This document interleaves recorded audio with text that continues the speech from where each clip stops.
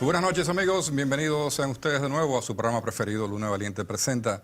Hoy, como todas las noches, en este fin de semana, sábado y domingo, también en repetición, estamos junto a ustedes para compartir una agenda importante y sobre todo con un invitado importante que honra a nuestro programa en esta noche. Les recordamos que este programa se retransmite todos los sábados y también los domingos en repetición a través del canal 27 RNN HD, a través de Claro, Tricón, Win y Aster y una amplia red de cable a nivel nacional. También estamos en repetición los domingos de 8 a 9 de la noche en Vega TV por el canal 48 de Tricón, de Claro, perdón, 52 de Tricón, en TV Quisqueya en Miami y en Cablevisión en Nueva York.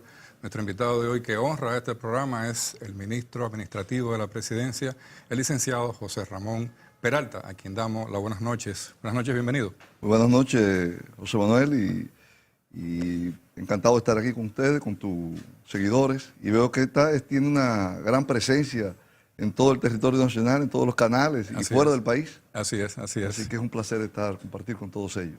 No, el placer es nuestro, señor ministro, y qué bueno tenerlo aquí con nosotros y compartir temas de actualidad. Y vamos a empezar por un tema que está vigente, no es el político lo dejamos para el final. La República Dominicana ha tenido una experiencia, vamos a decir, una salvación de la naturaleza a través de lo que ha sido el paso del huracán Irma y María por la zona de la República Dominicana. Le hemos demostrado al país y al mundo de que tenemos protocolos de mitigación y protocolos para enfrentar los desastres naturales, pero sin embargo hemos recibido embates en diferentes sitios, en diferentes lugares, sobre todo en las provincias de Montecristi, Moca, Espaillá específicamente, Atomayor, y algunos lugares en donde hemos tenido realmente pérdidas. ¿Cómo está la parte de lo que es la estimación de las pérdidas, la recuperación, la atención que ha tenido el Estado Dominicano a través de sus diferentes organismos en todo este proceso de recuperación de estas zonas que han sido afectadas específicamente por el huracán María? Lo primero es, José Manuel, que darle gracias a Dios. Como tú bien acabas de decir, en este último mes de septiembre que pasó, hemos tenido los dos huracanes más potentes en los últimos 50 años. Irma, que llegaron sus vientos, sobrepasaron los 300 kilómetros por hora. Así es. Y María, que también llegaron a categoría 5 llegando a Puerto Rico. Vimos cómo Irma nos brincó, saltó, y lamentablemente fue con una embestida terrible contra Cuba. Y María, ya más reciente, hemos visto el desastre que causó en Puerto Rico. Así es. Lo primero es gracias a Dios. Realmente nos libramos de una desgracia que hubiera retrotraído nuestro país muchos años. Puerto Rico está devastado. Imagínate, ese huracán venía directo para acá.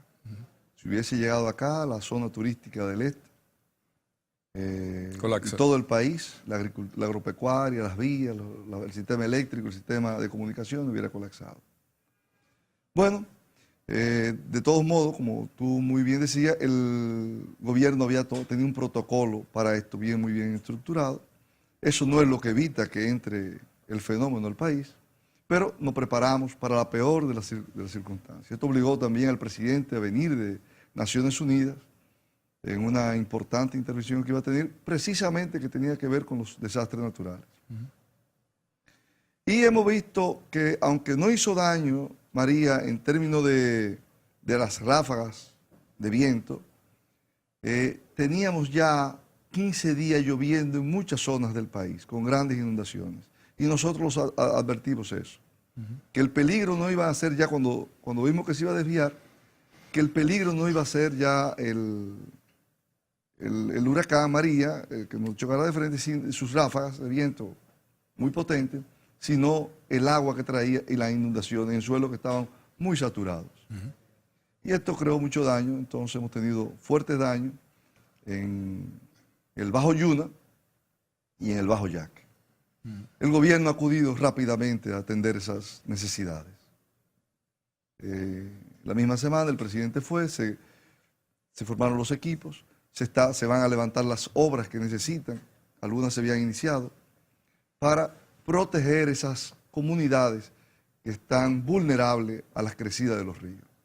Pero aquí quiero llamar la atención también, porque hemos sido culpables de que muchas de esas inundaciones la hemos provocado nosotros mismos.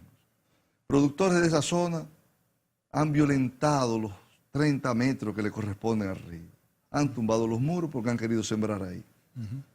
Los ríos y eso ha ido también llevando que los ríos se sedimenten un poco. Entonces tenemos que trabajar en una labor de dragado y de llevar la conciencia, aparte de las obras que se hacen, que sean necesarias. Las obras son millonarias, pero estamos atendiendo en toda la zona. Boba, en el este, Bajo Yuna, Palo Alto, Palo Verde. En todos los sitios. Y en la agropecuaria, el sector más afectado ha sido el banano. Se ha perdido una pérdida importante. Venían ya del año pasado, en noviembre, tuvieron pérdidas también cuantiosas. Se renegociaron sus deudas. Y ahora una parte, alrededor del 30%, estaba asegurado. Eso mitiga un poco.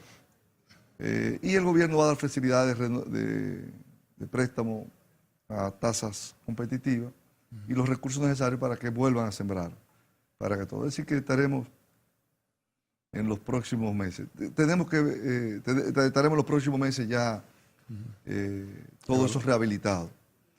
En el caso del arroz, hubo zonas inundadas en ambos sitios.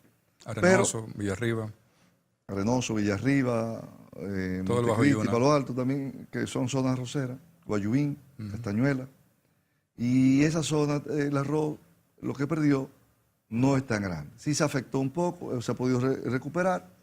Y lo que se ha podido perder se compensa con una alta producción que hay en el Cibao. Y sobre todo, San Juan está sembrado como no ha estado sembrado en los últimos 10 años. Hay una producción enorme de arroz. Es decir, que para tranquilidad del pueblo dominicano, aquí no va a haber escasez de productos. Ninguna escasez. Nos afectará en las exportaciones del banano,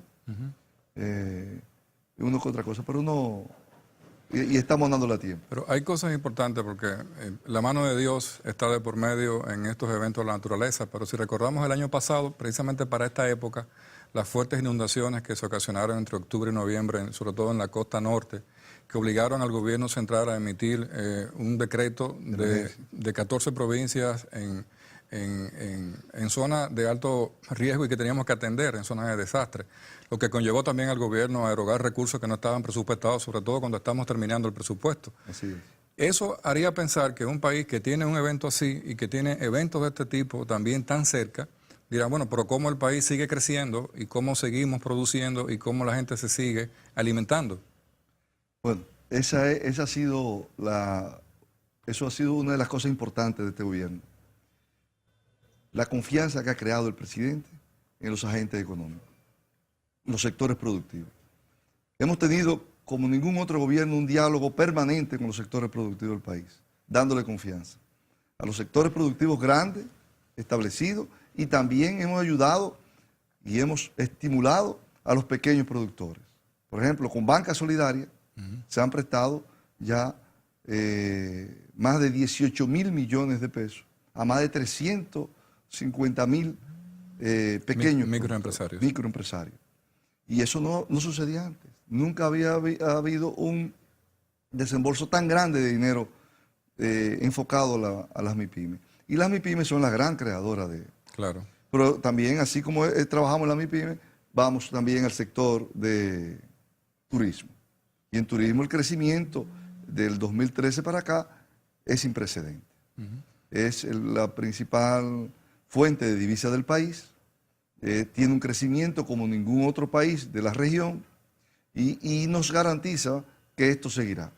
Estos fenómenos que han sucedido en otras zonas, ahora también, lamentablemente, por lo que le ha sucedido a esos países, pero Puerto Rico, Cuba, México con los temblores, ya muchos de esos turistas que iban a esa zona están confirmando para esta temporada. Así es. Y la infraestructura hotelera nuestra ha quedado intacta, gracias a Dios. Es decir, que vamos avanzando. Pero así como se apoya el turismo con muchas medidas importantes, así también este gobierno y Danilo Medina ha apoyado la agropecuaria. Y vemos que en la agropecuaria hay tasas de interés sin precedentes también para que los productores puedan sembrar. Aquí nunca se pensó que un productor agropecuario podía conseguir un préstamo al 8%. Cuando nosotros llegamos al gobierno, los préstamos estaban entre el 18 y el 24%. Pero lo que te daban era una carta orden que se cobraba a varios meses después. Ahora no, ahora la carta orden es dinero en efectivo, o te lo dan en efectivo. Es decir, que en términos reales recibe el productor un descuento, porque compra con un descuento. Antes no le vendían con el descuento. Así es. Baja el interés y baja el precio de compra también. Y esas son cosas que no sucedían. Yo te hablaba del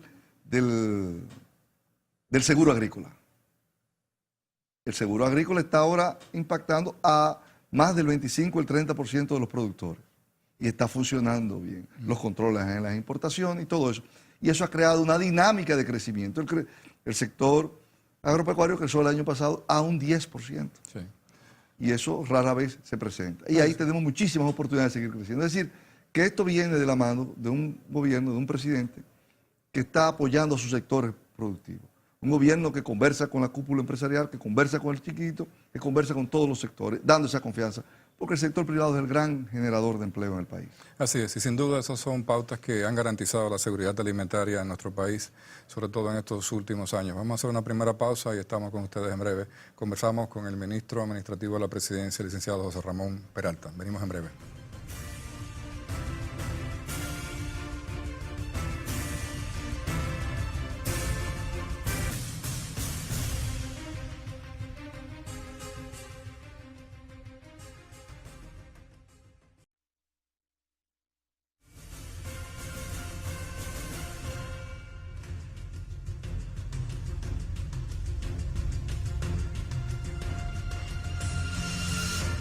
Bien, continuamos en este interesantísimo conversatorio con el ministro José Ramón Peralta.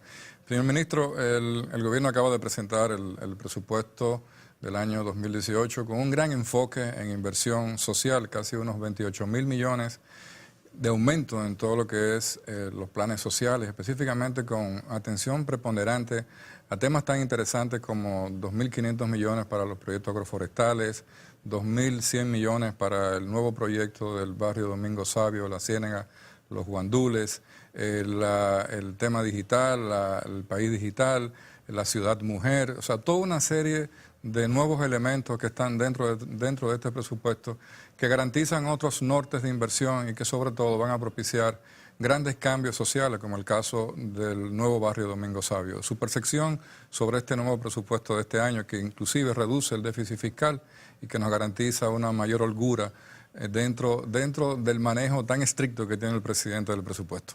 Sí, un presupuesto pensando en la gente. Un presupuesto pensando en la gente y en la parte social. Combinado con como te decía un principio, para darle sostenibilidad económica y hacer que los sectores productivos también puedan invertir. Ahí se define. Y usted ha hecho muy buena observación. Hemos invertido, se le ha subido como nunca antes el presupuesto de salud. Sí, 76.000 millones. Eso no hay precedente en eso. Lo que sucede con educación, educación se continúa, en este sube cerca de 10.000 millones. 152.000 millones. Eso invirtiéndose todo correctamente. Lo que tiene que ver con los proyectos agroforestales, Domingo Sabio, siempre mejorando las condiciones de existencia de la gente, mejorando la vida de la gente. Y apoyando también los sectores productivos. Es decir, y algo que caracteriza este presupuesto, como bien decía, es que el déficit se baja del 2.3 al 2%. Fíjate que desde que llegamos hemos ido bajando el déficit. Comenzó en 2.8. Bueno, lo encontramos en 6.8. Exacto, es correcto. Lo bajamos al 2.8. Luego al 2.7.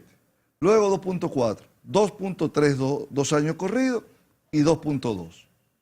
Y el gobierno ha tenido la responsabilidad que en el proceso electoral pasado, que siempre hay temor porque los déficits se disparan, sin embargo, no se disparó el Y el déficit. país siguió creciendo. Y el país siguió creciendo. De una manera importante, fuerte. Y entonces, eso da a ver y a todo el mundo con claridad la responsabilidad en el manejo del presupuesto. Pero muy importante es conocer que el déficit en la cuenta corriente pasó de tener un déficit que era del 4.500 millones de dólares, de pesos, 4.500 millones de dólares, pasó a tener perdón, estoy hablando del superávit primario en la balanza de pago. Tuvimos un superávit por primera vez, un superávit primario. Positivo. No, perdón, estoy planteando. Lo bajamos de 4.500 millones, lo que son el superávit de balanza de pago, de 4.500 millones a 900 y pico de millones de pesos, por primera vez. Es decir, eso muestra cómo nuestras finanzas públicas, los ingresos del gobierno en dólares están correctamente. Igual sucede con la reserva. Tenemos la reserva como no hemos tenido en otras ocasiones. Y el déficit en la cuenta corriente, el déficit del presupuesto, el déficit primario, por primera vez tenemos un superávit. Lo habíamos tenido en el 2007 y en el año pasado, en el 16, cerramos con un 0.2. Esto es los gastos del presupuesto antes de pagar los servicios de la deuda. Así es. Y entonces, en lo que tiene que ver ahora, para este año, pensamos terminar con el 0.8 positivo. Es decir, que la economía se va consolidando. Y eso es que tenemos que ir. La gente quiere a veces que paguemos, que nos enfoquemos a pagar todo. Nosotros tenemos que enfocarnos a crecer y a manejar con responsabilidad el presupuesto. A no gastar más de la cuenta, más de lo que está presupuestado. Y ese crecimiento de la economía nos irá bajando la deuda y bajando a la vez que bajamos el déficit. Está proyectado para el año próximo que tengamos un superávit primario del 1.2%. Y esto solamente lo habíamos tenido en el año 2007, es decir, después de un proceso grande de déficit primario, hemos ido mejorando. Sí. Hay otro tema importante. Si bien es cierto que esta situación a nivel económico es favorable, también está la preocupación de temas tan importantes como la culminación del pacto eléctrico, el tema del pacto fiscal, que evidentemente no es un tema de agenda, porque el gobierno central está enfocado específicamente en lo que es la eficientización de las recaudaciones fiscales a través de la Dirección General de Impuestos Internos y la Dirección General de Aduanas. Ya hemos logrado, sobre todo en este año que está transcurriendo, una eficiencia de casi un 1.5% de presión tributaria que se anexa, y así también está proyectado para el año próximo. Eso evidencia que con buenas medidas, con buena administración, con buena gestión, con buen monitoreo del tema fiscal, sí podemos seguir incrementando la parte de recaudación y la presión tributaria, ir eliminando esa parte de lo que venga de financiamiento internacional y bajando la relación de deuda. ¿Este esquema y este modelo va a continuar? Claro. El presidente ha apostado a mejorar la administración tributaria y lo hemos logrado. Claro. Se pensó el año pasado, con el presupuesto de este año que se está ejecutando, que se habían sobreestimado los ingresos. Y no, los ingresos se han estado cumpliendo. Estamos en un 101% de la meta de ingresos. De la meta de ingresos, sí. Y entonces, ¿por qué ha sido esto? Esto es sin subir ningún impuesto. Ningún impuesto. Sin creación de ningún impuesto. Simplemente mejorando la administración tributaria. Que en este año se ha enfocado mucho en el impuesto sobre la renta. Y que para el próximo año tendremos una gran eficiencia, porque así lo está planteando la Dirección de Impuestos Internos, su eficiente director, Magín Díaz. Tendremos una eficiencia enorme, debemos dar un cambio en lo que es el ITEVIS. El ITEVIS, aquí hay una evasión muy alta, de más del 30 y pico %. Y eso ahí podemos nosotros lograr eficientizar y corregir esa desviación que hay. Y la Dirección General de Impuestos Internos se está preparando para eso. Así que nosotros auguramos también para el próximo año que vamos a cumplir con la meta de los ingresos. Y eso, como bien decía, le da sostenibilidad a la economía, sostenibilidad al presupuesto y consolida hay una consolidación fiscal del país. Los gobiernos del PLD en los últimos 23 años, 20 años, han hecho crecer el Producto Interno Bruto del país de 23.000 millones de dólares a 76.000 millones de dólares que va a cerrar este año. Todo eso evidentemente ha producido una gran riqueza en la nación. Sin embargo, como usted planteaba, que vamos a enfocarnos en el tema del impuesto sobre la renta, entonces ahí hay un gran margen, un gran gap, porque evidentemente el país ha crecido, el país ha cambiado, la riqueza se ve, pero la gente de a pie dice, bueno, pues yo no lo tengo en los bolsillos. Entonces la gente estima que lo que producen los agentes económicos a través de riqueza debe ser redistribuido a través de sueldos y salarios, mejores condiciones de vida para cada uno de los dominicanos, cosa que no es un solo rol del Estado dominicano, sino que también el rol verdadero le corresponde al sector empresarial. Pero esa respuesta la quiero en el segmento siguiente. Venimos en breve, amigos.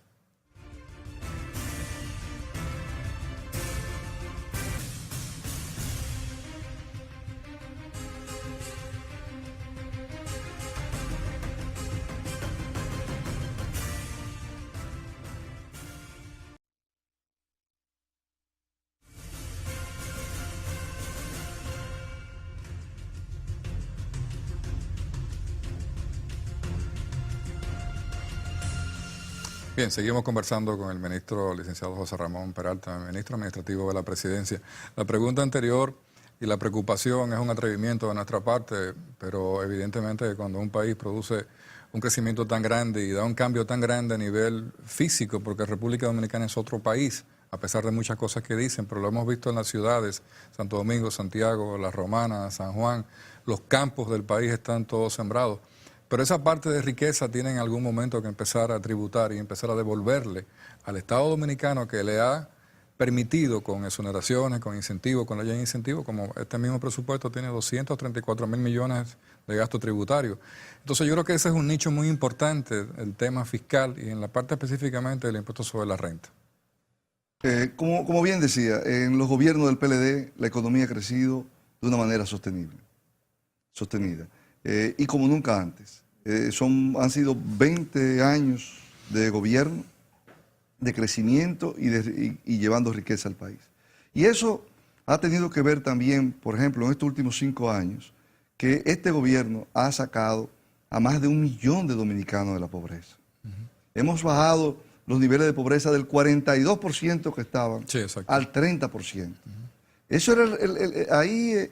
En el 30% estaba lo dejó el PLD en el año 2000. Y eso lo midió las Naciones Unidas, ¿no? Sí, estos son datos refrendados por las Naciones Unidas. Y la crisis bancaria del 2003 llevó la pobreza encima del 52%. Le tocó a los gobiernos del PLD del 2004 y 2008 bajarla un 10 puntos al 42%. O sea, recuperar el 1.5 millones del 2004 y sumarle el millón, o sea, estamos hablando de casi 3 millones. Y ahora nosotros en 5 años sacamos 1 millón y tantos más de la pobreza. Es decir, y lo hemos bajado a 30, pero todavía la gente cuando decimos esta cifra dicen, pero aquí no hay pobre. No, todavía nos quedan 30% de gente que vive en la pobreza. Claro. Y eso es mucho. Aquí se ha acelerado porque el presidente Danilo Medina ha creado ha incentivado políticas sociales importantes, ha combinado políticas económicas con políticas sociales. Y en esas políticas sociales tiene que ver lo que tiene que ver con la inversión en educación, con la inversión en salud, con los créditos a las MIPYMES. Todo eso incentiva un aparato productivo que saca a mucha gente de la pobreza. Porque cuando tú a una madre soltera, y este país tiene de América Latina el más alto índice de madres solteras, con más de un 42%, le pone sus hijos en una estancia infantil que se están construyendo 250 estancias infantiles, donde de los 15 días de nacido, de los 45 días ya los pueden tener ahí y tienen su alimentación, su estimulación, todo lo que necesita un niño para llegar a la escuela en plenas facultades. Y luego vas a la escuela primaria o secundaria, y ahí tiene también una educación de calidad hasta las 4 de la tarde y también bien alimentado, permite a esas mujeres trabajar. Y eso significa un ahorro mensual por niño de casi 10.000 pesos. De 7.000 pesos por niño. Okay. Permite pero además, es que dignifica la vida de una madre. Porque esa madre podrá ahora continuar sus estudios sabiendo que sus hijos están bien cuidados, bien alimentados, o podrán trabajar dignamente. Y no se verán en la obligación de sacar a esos niños de la escuela para ponerlos a trabajar. Y esas son parte de las cosas que han llevado a que en este país podamos sacar a tanta gente de la pobreza. Sin que quiera decir esto, que estamos conformes. Porque todavía quedan un 30% de gente en la pobreza y un 5 punto y pico de gente en indigencia todavía. Y eso es mucho para un país. Uno de los temas importantes, y normalmente cuando los proyectos, sobre todo cuando tienen un enfoque de gran impacto social, son criticados y que se dice que no son exitosos y que demuestra que en la práctica lo son, como es el caso del ícono del proyecto, yo diría un ícono nación del proyecto del presidente Medina, que es el de las visitas sorpresa, que evidencia un gran cambio estructural a nivel social, económico, en familias y en personas que a nivel asociativo se combinan para empezar a ser actores y agentes económicos. Mucha gente que lo critica evidencia que puede ser porque el proyecto es demasiado exitoso. Usted es el actor principal y el Ministerio de la Presidencia es el coordinador de todo este gran proyecto de la visita sorpresa. Yo creo que decir ese nombre para usted es un nombre de gran orgullo. Sí, sí. Pero visita sorpresa es productividad. Visita sorpresa es cercanía de su presidente con la gente. Es diálogo, es escuchar a su pueblo. Es un presidente permanentemente atendiendo toda la semana, en el día de su descanso, trabajando para su pueblo, para la gente más necesitada, la gente que está en la zona más apartada, la gente que tiene mayor cantidad de penuria, la gente que no tiene acceso al crédito. Eso es visita sorpresa. Y ya van, tenemos más de 183 visitas, invertido con más de 26.000 millones de pesos, con proyectos productivos cambiándole la vida a la gente en cada una de esas regiones. Hemos visitado prácticamente todos los municipios del país. Sobre todo, donde hemos ido más es en la zona más pobre, más vulnerable, donde necesitan la mano amiga del gobierno, donde esa gente que no tiene la capacidad de que nadie le preste. Cuando vamos a esa zona, ahí le pregunta el presidente, ¿cómo le prestan acá? Porque no hay nada formal. Y ellos hablan de un 10 y un 20% mensual. Sí, usura total. Eso es trabajar para otro. Eso es trabajar para la pura subsistencia. Nunca van a salir de la pobreza. Y ahí es que el presidente le da la mano para que esa gente puedan salir de la pobreza, puedan cambiar sus condiciones de vida, puedan convertirse en ente productivo de una manera sostenible y permitir, que es muy importante, que la familia se quede en el campo. Una de las cosas... Y no que venga aquí, a estas cordones de miseria, a pasar trabajo y a veces hasta delinquir. O aumentar el cordón de miseria. O aumentar. Una de las cosas interesantes de este proyecto, que ha sido reconocido internacionalmente por la FAO, como un proyecto de gran importancia a nivel mundial ya, es que no es un proyecto y un esquema asistencialista, sino que crea las oportunidades y nos llama la atención. Hay muchos proyectos íconos, pero ya tengo entendido que las visitas sorpresas han producido ya 20 tipos de empresas ya con categoría de exportación. El caso, por ejemplo, del proyecto de las Dos Bocas, que integra todo un ámbito de productividad, obras hídricas, presas, personas que ya están en sitio. Por ejemplo, nos llamaba mucho la atención de que esos proyectos arrancan, pero el gobierno se preocupa porque haya gente que le dé seguimiento y que enseñe, inclusive a los productores, a empezar a aprender a mercadear. Así es. Hay un equipo en cada una de las regiones dándole seguimiento, orientando y haciendo que esa visita realmente funcione. Y supervisores que van de manera permanente a darle la mano. Es decir, no es un proyecto simplemente de ayudarlo, me voy y lo dejo. No, es acompañarlo en todo el proceso productivo, hasta en la venta. Y eso realmente es gratificante. Es gratificante. Y una de las cosas, aunque uno sacrifica los domingos, el día de descanso, una de las cosas más importantes es cuando uno va y tiende esa mano y ayuda a esa persona tan necesitada. Pero no solamente estamos ayudando a esa persona tan necesitada, sino es que de la visita sorpresa han salido proyectos que tienen un impacto en el país enorme. Y me refiero a los proyectos agroforestales. Estamos hablando de sembrar, de reforestar más de 700.000 tareas de tierra en la zona más deforestada del país, donde hay unas cuencas hidrográficas que han venido perdiendo su caudal, los ríos. Y ahí se está haciendo eso, y nosotros conversábamos con técnicos del Banco Interamericano de Desarrollo que nos acompañan en este proyecto. Y no hay precedente en América Latina de proyectos de esta naturaleza. Se está invirtiendo en esa zona, se van a invertir más de 150 millones de dólares, más de 7.000 millones de pesos.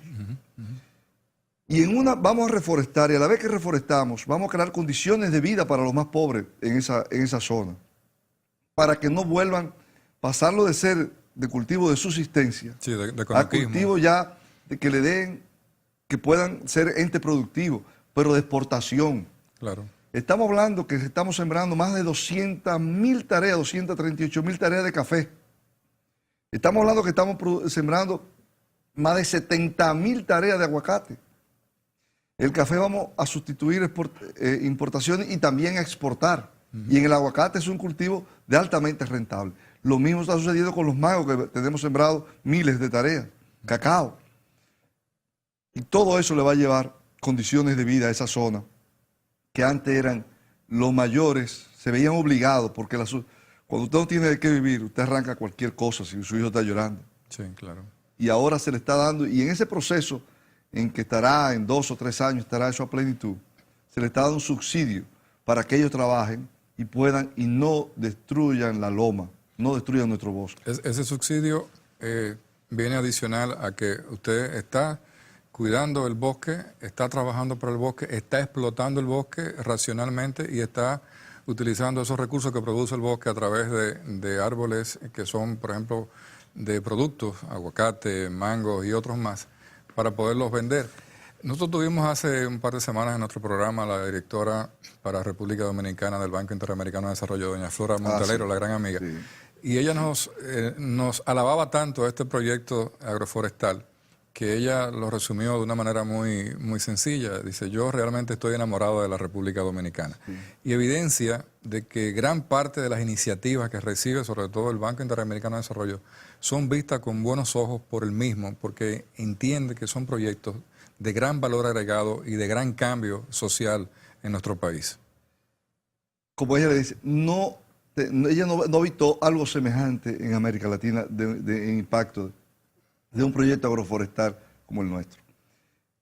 Ahora mismo, a la fecha, para tener una idea, el proyecto de deforestación más importante que se ha hecho en el país, de reforestación, fue Quisqueya Verde, que lo hizo Jaime David en el año 96-2000. Exacto.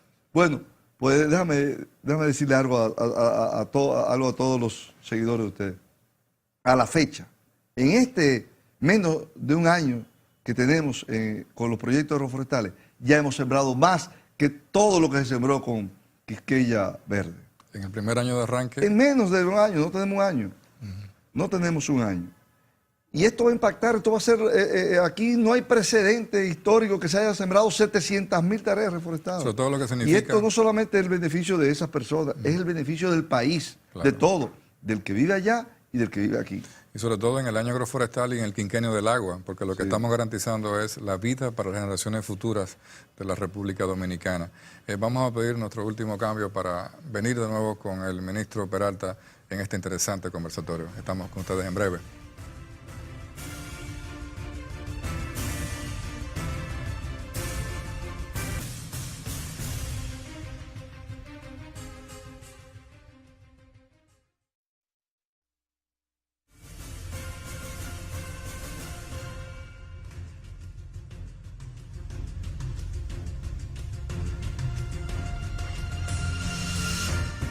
Bien, seguimos en este interesante conversatorio. Con don José Ramón podríamos hablar por muchas horas de muchos temas específicos. Podemos hablar de economía, podemos hablar de visitas sorpresa, de planes agroforestales, de política, de muchos temas, pero evidentemente tenemos que aprovecharlo porque el tema nuestro y el tiempo también es corto. Ministro, usted ha estado muy activo en las redes en las últimas semanas con el tema de la ley de partidos y la posibilidad y el llamado a aperturar un proceso vía la parte de las elecciones primarias, todas con un solo mecanismo de padrón. Y esto ha iniciado todo un debate en la República Dominicana a través de líderes de opinión, los partidos políticos, posiciones encontradas, posiciones a favor. La posición que usted ha manifestado y que aparentemente tiene muchos seguidores también de las primarias abiertas específicamente, está basada y evidencia una mayor participación, mayor democracia, mayores oportunidades, porque muchas veces las partes cerradas se quedan muy dentro de los partidos y la gente que es parte de la democracia quizás a veces no participa o no entiende. ¿Entiende usted que este realmente es un mecanismo que crea mayor apertura, mayor democracia y mayor transparencia? Mire, las primarias abiertas, simultáneas, son más transparencia, es más democracia, es más participación. Esas son las primarias simultáneas abiertas. Aquí se está debatiendo entre primarias simultáneas, abiertas o cerradas. Un conglomerado político y de la sociedad civil quieren las cerradas y otro que por el PLD, que lo aprobó o que se va a aprobar si no hay ningún choque constitucional, el PRD y una parte importante reconocida del Partido Reformista la quieren abierta. Extrañamente, hay un grupo de legisladores ahora, que fueron legisladores que aprobaron la ley 28604, que eran las primarias abiertas que se aprobaron en el 2004, y ahora cambiaron. No sabemos si fue que, no sabemos qué pasó. Porque yo recuerdo también que una parte de dirigencia importante de lo que es hoy PRM, antes PRD, era de ese grupo, visitó al presidente en el 2013 proponiéndole la primaria. No sé por qué coyuntura han cambiado. Pero entre las primarias simultáneas, tanto abiertas como cerradas, las dos se está planteando que lo haga la Junta Central Electoral. Y han vendido erróneamente la idea de que las primarias abiertas cuestan mucho. Y yo quisiera hacer la pregunta. Si usted va con un padrón cerrado, usted tendría que tener, si es abierto, usted va con el padrón de la Junta Central Electoral. Con un solo padrón. Con un solo padrón. Eso es lo más transparente, ahí no hay nada. Claro. Si van con padrones cerrados, tendrá que tener distintas mesas. Distintos delegados de la Junta Central Electoral manejando los padrones de cada mesa. Es decir, el costo es igual o más caro. Mayor, o mayor. O mayor. Para los partidos políticos puede que sean, porque tiene que tratar de influenciar en la población en general, puede que sea un poco más costoso. Pero al fin y al cabo, quien va a financiar esto es con parte de lo que se está hablando, de los recursos que le dan a los mismos partidos, a los mismos partidos políticos. Es decir, ese no es el problema. Además, la democracia no tiene precio. Yo prefiero un sistema de partidos fuerte que garantice una estabilidad democrática en el país y no lo que sucede en algunas regiones, en algunos países de América, donde no hay un sistema de partidos fuerte, ha colapsado y hay problemas en el sistema democrático. Y hay problemas en los gobiernos. Hay experiencias muy buenas. En el caso de, por ejemplo, de Argentina, donde hay temor a veces de la oposición y dicen que el gobierno puede llevar mucha gente a votar. Bueno, votaron mucho más gente por los Kirchner, por Cristina, por el candidato de Kirchner en las primarias. En las primarias. Sin embargo, ganó Macri. El Partido Justicialista ganó luego. Entonces, y lo mismo sucedió, algo parecido, sucedió en Uruguay, que hay las primarias para presidencial y ley de lema en la parte congresional. Es decir, el sistema se fortalece, se hace mucho más participativo. Hay la oportunidad de que todo el mundo pueda participar. Pero también algo muy importante que se ha dicho, y es que le quita autonomía a los partidos. No. en modo alguno. Los partidos tendrán su derecho con su militancia de escoger su directiva, su presidente, su secretario general, de elegir su comité ejecutivo, comité central, su comité político, su presidente de comité intermedio, de base, todo. Las asambleas para elegir su doctor, todo lo que tiene que ver, la línea política que tiene que trazar, no es al país que se la va a preguntar, Claro. la van a trazar los partidos. Pero lo más importante de esto, lo que te decía en un inicio, es mucho más transparencia. No es lo mismo decir que en un padrón que llevó un partido, los partidos políticos en nuestro país, los padrones datan de 10, 15 y 20 años. El de mi partido, el del PLD, data del 2007. Se abrió en el 2012 un poquito. Estamos hablando que falta una cantidad enorme de gente por entrar. Claro. Pero aparte de eso, Mucha gente joven. lo que está dentro tampoco es la cantidad que es real del partido. Porque cuando se llenan los padrones, salen los dirigentes y los llenan. Y los llenan con gente, a veces que no, y cada quien lleva 20, 30, 40. Y del PLD hoy hay 2.696.000 empadronados. Sin embargo, no han votado más de 600, 700.000, nunca. ¿Qué quiere decir? Que mucho de eso lo llenan. Y se ha dado la tarea en los partidos de que eso es histórico. Yo lo recuerdo de cuando Peña Gómez y Jacobo. Lo que está en la ley electoral son las convenciones de delegados o asamblea de delegados electorales. Y eso es lo que validan las escogencias de los candidatos.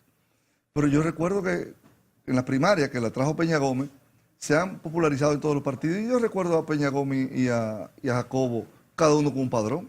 Así es. Y eso ha pasado en todos los partidos. Y esa ha sido la crisis de los partidos políticos. Porque no hay árbitro, no hay transparencia en la escogencia. Y si nos vamos a una ley de partidos diferente, donde se va a eliminar la asamblea de delegados, esto que cogían los candidatos, va a ser por primaria cerrada o abierta. Bueno, eso es lo que vale. Vamos a tener el caos. Y tenemos que ir a algo que valide y le dé credibilidad, fortalezca el sistema de partidos. Y hay una propuesta muy interesante que ha hecho el diputado Ito Bisonó. Bueno, que la primera sirva, no estoy diciendo que estoy de acuerdo con ella, sino que hay que evaluarlo todo. Que en las primeras elecciones se valide lo que vayan y voten, que lleven a votar los militantes, que ese sea el padrón del partido. Y a partir de ahí los partidos trabajen. Eso hay que evaluarlo. No estoy diciendo que estoy de acuerdo con ella, no quiero que me vayan a malinterpretar. Pero sí estoy claramente, nadie es irrefutable, que no es lo mismo ir usted a votar a una mesa con el padrón de la Junta Central Electoral, donde está todo, no hay mayor transparencia que eso. Usted pedirá la boleta de su partido, usted pedirá la boleta del otro, del partido que usted simpatice, pero usted está en el padrón. No en un padrón que quizás lo dejaron fuera, o lo excluyeron, o no lo pusieron, o lo sacaron, lo que sea. Además, hay 200, 300.000 dominicanos que están, alrededor de 200 que están en los 3 padrones de los partidos grandes que datan. Una de las propuestas es que se saquen y queden excluidos. Entonces, eso va a estar excluido de votar. Lo más transparente es que vote todo el mundo. Así es. Este tema será salvado, pasaremos a otras etapas. Ya en 30 segundos, estos temas así como este actual, a veces distraen, pero también pudo haber distraído el tema migratorio hace 4 años, también pudo haber distraído los temas de las lluvias y otros temas más que han impactado al gobierno. Tenemos un Estado y un gobierno y un equipo de gobierno y un presidente que evidentemente, a pesar de las circunstancias, el enfoque total es en un plan de nación y de país. En 30 segundos, ¿cómo usted lo define eso? El presidente ha enfocado siempre en trabajar a favor de un mejor país. Pero esto yo no creo que distrae. Esto es parte consustancial de la democracia. Un sistema de partidos fuerte nos garantiza a nosotros instituciones democráticas fuertes y un sistema democrático fuerte. Nosotros no podemos escatimar esfuerzos. Nosotros no podemos poner en juego nuestro sistema de partidos. Así es. Ya hay 2 partidos importantes que han visto disminuir su caudal. Fueron grandes partidos. Y la falta de reglas los llevaron a ser partidos ahora de 5 y 6%. nosotros no podemos permitir que eso siga. No importa lo que cueste, esto es, la democracia no son 1.000 o 2.000 millones de pesos. Así Eso es. quisiera ahora otros países de que conocemos de América. Dar no dos, dar miles de millones de dólares y tener países trabajando con un sistema de partidos fuerte, donde la democracia impere, donde las libertades imperen. Y eso es lo que nosotros queremos. Señor ministro, muchísimas gracias por su participación en nuestro programa. Evidentemente que los planteamientos del señor ministro de la Presidencia, administrativo de la Presidencia, el licenciado José Ramón Peralta, demuestran una clara conciencia y una clara visión de lo que debe ser una República Dominicana mucho más transparente, mucho más participativa y con una verdadera democracia.